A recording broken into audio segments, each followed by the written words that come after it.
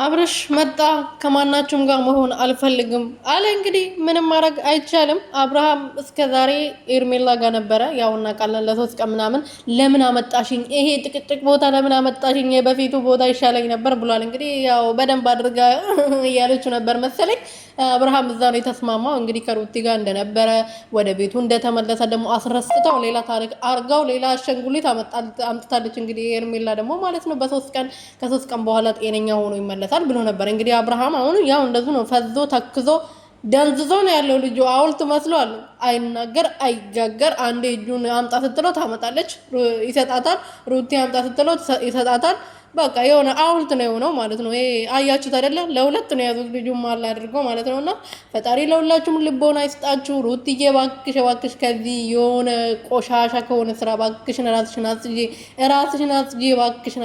ይሄ የሆነ ገንገበት የሆነ ሰውዬ እንደዚህ እንዲጫወትብሽ አትፍቅደጂ የኔ ልዕልት ማለት ነው። እና እንግዲህ ያው ምን ልላችሁ ፈልጌ ነው፣ መጨረሻ ላይ አብርሃም ከኤርሜላ ጋም ከሩቲ ጋም አልሆነም፣ ከቡዜና ከዴቭ ጋር ነው የሆነው። ቡዜ አሁን የምፈልገው አንቺ ጋሞ ከአንቺን ጋር ሆነ እኔ የሚመለከተኝ ነገር የለም፣ ለወንድሜን ጤነኝነት ነው የምፈልገው ብላ ቀይራለች። እንግዲህ ቀይሰዋለች። ጤነኛ እንደነ የነበረ ጊዜ እናንተ ጋር በነበረበት ጊዜ ከአንቺና ከዴቭ ከኤፍሬም ውጪ የኛን ማግኘት አይፈልግም ነበር። አሁን ግን የኛን ማግኘት ይፈልጋል። ሄርሜላም ደግሞ አትከለክለውም፣ ከኛ ጋር መሆን አለበት ስንል እሺ ብላ ተስማምታለች ብላ ነበር ስትመለስላት የነበረው እቺ ኮቶታ። ሰላም ቤተሰቦቼ እንዴት ናችሁልኝ? እኔ በጣም ደህና ነኝ እግዚአብሔር ይመስገን።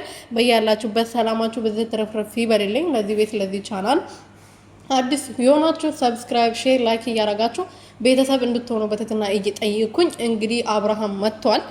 ሲመጣ ደግሞ ደንዝዞ ሌላ ታሪክ ሆኖ ነው የመጣው። ሐውልት ሆኖ ነው ያጫሉን። ሐውልት ታውቃላችሁ፣ አይታችሁ ብዙ ሐውልቶች አሉ ኢትዮጵያ ውስጥና እሱን ሆኖ ነው የመጣው። ወደዚህ ሲላክ ይሄዳል፣ ወደዚህ ሲመጣም ይመጣል። ግን ዛሬ አስተያየት የሩትዬ ሳይበት የነበረውን አስተያየት በደንብ አድርጋችሁ ይኸው ፈገግ ብሎ ነበር እሱ አስተያየት የነበረው። እርግጠኛ ነኝ አብርሽ